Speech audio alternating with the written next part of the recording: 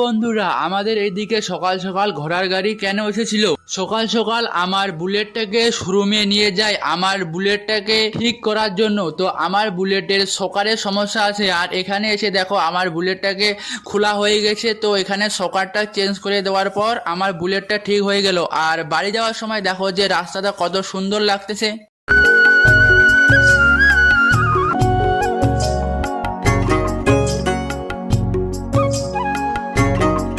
তো বাড়িতে এসে দেখি যে আমার দিদি ফুচকা আনছে, তো ফুচকাগুলো খেলাম। আর তোমরা দেখো যে আমাদের এদিকে কালকে রাতে ঝড় হয়েছিল, সেই ঝড়ের কারণে একটা সুপারি গাছ আমাদের ঘরের টিনের ওপর পড়েছে।